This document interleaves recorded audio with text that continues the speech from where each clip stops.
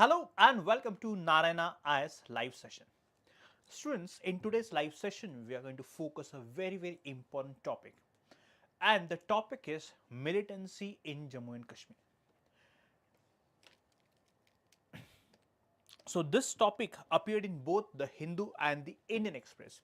Though the article has explained about the terrorist attack and few specific things about the attack, but in this article what we are going to do is we are going to understand the reasons behind the rise in militancy in Jammu and Kashmir. Why? Because this topic is very important from GS3, that is internal security perspective. That's the reason let's try to understand various dimensions associated with this topic so that you develop a holistic understanding of the situation in Jammu and Kashmir so that you can address the question in the examination. So, the relevance of this topic is rise of terrorism in Jammu and Kashmir, and you can map this topic under GS paper 3, right? Now, why do we study this topic? Because a question can be expected in the UPSC examination as it was asked in the year 2017. What was the question? The scourge of terrorism is a grave challenge to national security, right? Which means the question is asking the aspirants to prove how terrorism is posing a grave challenge to the national security and what solutions do suggest to curb this growing menace. Now, let us try to understand the context. The context is that the recent escalation of terrorist activities in the Jammu and Kashmir region, specifically in the Jammu region, marks a significant shift in the pattern of violence. Why? Because previously the terrorist activities were confined in the Kashmir Valley, but now there are increasing terrorist activities in the Jammu region. That's the reason the author of the article is trying to suggest that there's a significant shift in pattern of violence in the Jammu and Kashmir region. Now, since early 2021, there have been noticeable increase in the terrorist activities in the Jammu region. Now, Jammu region has been relatively peaceful compared to the Kashmir region, but now we get to see that the Jammu region is also witnessing increasing number of terrorist activities, which is a major challenge to our country's national security. Now, these are some of the notable incidents in India, especially in the region of Jammu. For example, in the year 2023, December 2021, 4 soldiers were killed in the Poonch Rajouri by the terrorists. Then June 8, 2024, Kathua. June 9, in the Riasi region of Jammu. So these are some of the notable incidents. And again, students, as I keep telling you that whenever you try to write answers, always try to supplement your points in the answer with facts and data, right? So always have this, cultivate this habit of mentioning data, facts, Supreme Court recommendations, observations in the answer. Now, the most important dimension, let us try to understand the reasons behind the rise of terrorism in Jammu and Kashmir. The first is the strategic shift by the terror groups. Now, especially post the revocation of Article 370, the Indian government or the Indian security agencies felt that Pakistan might create or fuel violence in the Kashmir region. That's the reason the Indian government deployed heavy number of troops in the Kashmir region, especially along the line of control, which is the official demarcation between India and Pakistan. Now, as Kashmir region is heavily guarded, the terrorists are trying to find an opportunity by targeting an area which is relatively less guarded than Kashmir, and that is the Jammu region. And that's the reason the terrorists are focusing and finding this region as their area wherein they can attack and cause a havoc. So this one is the strategic shift. The second one is the geopolitical factors. Now, given that we have border tensions with China and the recent skirmishes between the Indian soldiers and the Chinese soldiers has pushed the Indian soldiers or Indian government to deploy more number of troops along the India-China border or the line of actual control. So here the Indian government is deploying a large number of troops along India-China border and India-Pakistan border along the line of control. And that's the reason we have less number of troops deployed in the Jammu region. That's the reason the terrorists are focusing on the Jammu region to create instability in our country. This is second reason. The third reason, by targeting Jammu. Now you might wonder, why is it that the Pakistani or the terrorists based out of Pakistan occupied Kashmir like the Lashkar-e-Toiba, JaishEMohammad, Hizbul Mujahideen are targeting Jammu? Students, because Jammu is a gateway to our country. Once the Pakistani authorities, or let's say Pakistan's ISI with the help of terrorist groups, attack and occupy Jammu, they can find or they can make an inroad in India. That's the reason the significance of Jammu is from the or is strategic. This strategic importance of the Jammu region, and that's the reason the terrorists are focusing and targeting this particular region. This is a third reason. Fourth reason, technological advancements.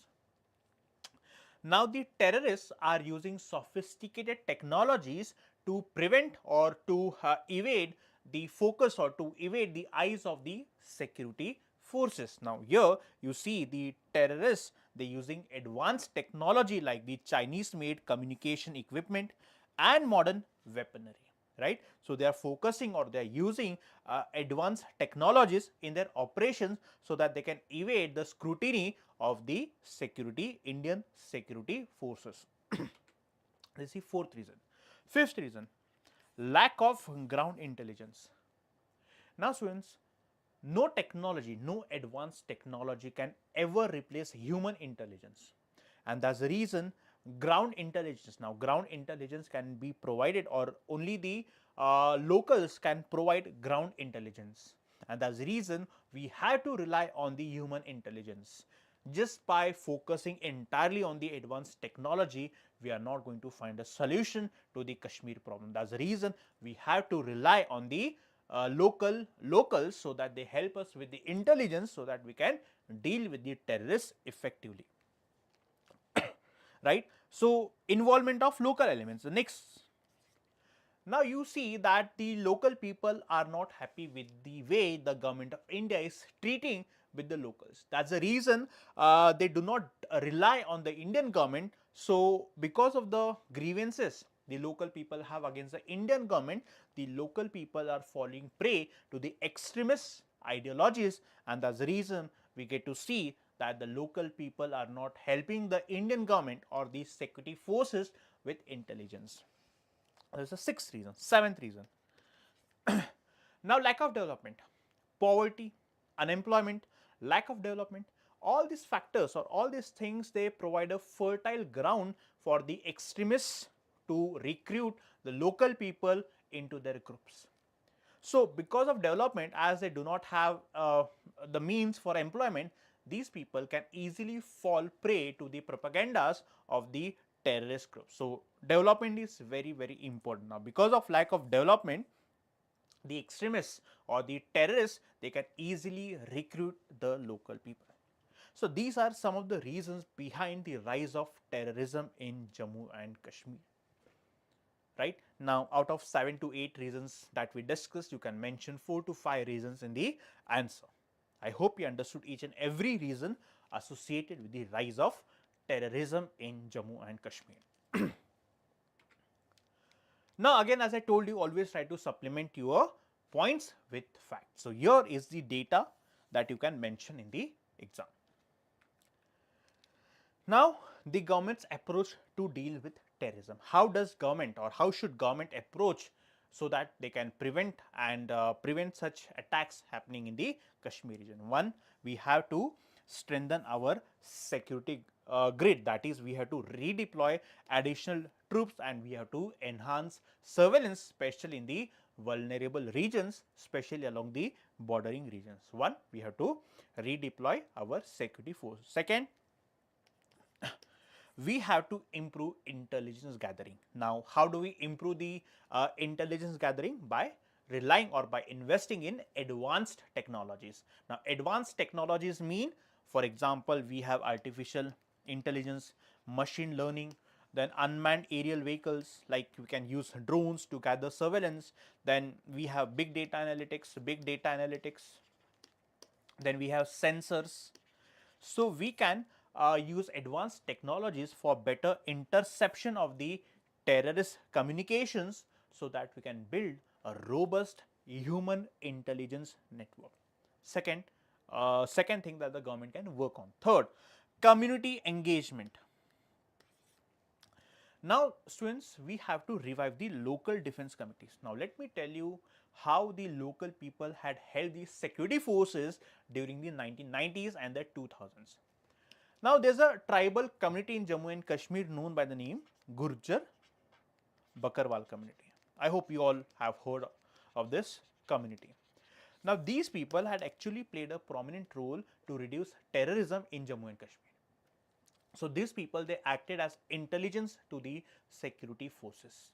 So again, by reviving such local defense committees, we can intercept the communications that the terrorist groups have, so that we are better prepared to deal with the terrorist incidents. So for that, you have to win the confidence of the local people. Without winning the confidence of the local people are not going to help you. So first, you have to meet the demands of the local people, so that the local people can be used as intelligence, so that we deal with the menace of terrorism much more effectively. The fourth one is the border security. Now, be it the international border between India and Pakistan, or let's say India and China, or the line of control, we have to ensure that we enhance our security measures along the bordering regions, so that no infiltration happens through the international border, or let's say the line of control. Then interagency coordination. Now when it comes to dealing with the terrorists, we have the Indian Army, we have the Central Armed Police Forces, like for example we have the CRPF, the Central Reserve Police Force, and the Jammu and Kashmir Police. So Army, CRPF and the Jammu and Kashmir Police. It is very, very important that there has to be robust coordination between the police, between the army, and between the CRPF person. Once they have proper communication and coordination, they can effectively deal with the terrorists. This is the fifth solution that the government of India can think of. And these are some of the initiatives. So here what I am trying to do is I am trying to highlight all the dimensions associated with the militancy of Jammu and Kashmir. So again, these are some of the initiatives the government of India had undertaken to reduce militancy in the Jammu and Kashmir region. The first one is the revocation of special status. Now again, the special status and privileges associated with the Article 370 has been done away with, and this was done in order to integrate the people of Jammu and Kashmir as well as the region into the Union of India. The second one is the Shimla Agreement. Now this agreement was signed post the 1971 India-Pakistan war, right? Now this agreement actually was very, very important to prevent the future India-Pakistan war. So this agreement actually resulted in peace between India and Pakistan for almost 25 years until the 1999 Kargil war. Confidence building measures. Now for example, in order to build the confidence between India and Pakistan, we had initiated certain services like the bus service between Delhi and Lahore, right? Then 2015 UFA declaration. Now here the dialogue between the Indians and the Pakistani officials had resumed. Then Parvaz scheme. Now what is the scheme? Here the Indian government had provided air cargo transportation, or sorry, subsidy to the air cargo transportation for the perishable goods of Jammu and Kashmir, so that the businessmen of Jammu and Kashmir should be in profit.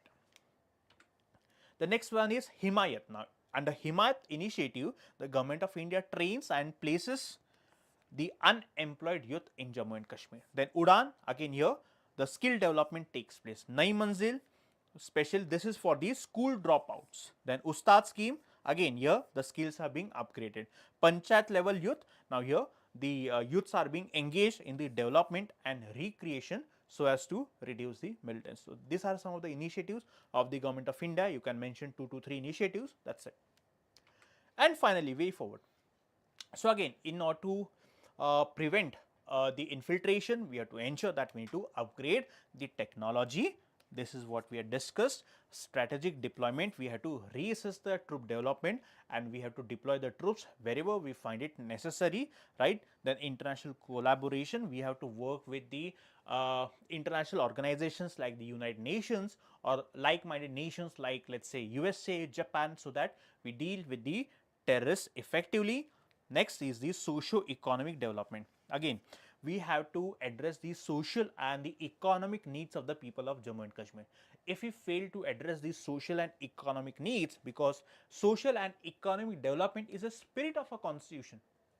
So, if the Indian government fails to satisfy the social and economic needs of the people, the local people are going to fall, or they will fall trap to the extremist ideologies. So, here we need to ensure that the social and economic development happens. The next is the public awareness campaigns. Now, here the government of India has to create awareness among the local people of the consequences of supporting the terrorists, right. And then in the conclusion, we can mention that yes, in order to reduce the militants in the region, it is very important that we adopt a multifaceted approach by focusing on the technological advancements, intelligence, community engagement, strategic deployment, right. By focusing on these various dimensions, we can ensure that we can combat the rising tide of terrorism and restore peace and stability in the region. Also, we can quote what the former Indian Prime Minister Atal Bihari Vajpayee had quoted for the solution of the militancy problem in Jammu and Kashmir. He said that to resolve the problem in Jammu and Kashmir, Indian government, the people of India or the Indian state, the machinery should adhere to three principles. One, Jamhuriyat. Jamhuriyat, you mean democracy. Then Kashmiriyat and insaniyat. So, by following these three principles, we can effectively, or we can stop the menace of terrorism and militancy in Jammu and Kashmir. So, this is how you cover or you study or understand various dimensions associated with the problem of militancy in Jammu and Kashmir. So, students, I hope that you have understood each and every problem associated with this problem of militancy in Jammu and Kashmir. So, if you have any doubts, any dispute or any problem in this particular article, then please let us know your problems in the comment section. We will try to address the problems or the doubts that you are facing to understand the dimensions of the topics. So, I hope students you have understood each and every dimension, and yes, please, if you are liking our initiative, then please do like, share and subscribe to Narayana IAS. Thank you so much.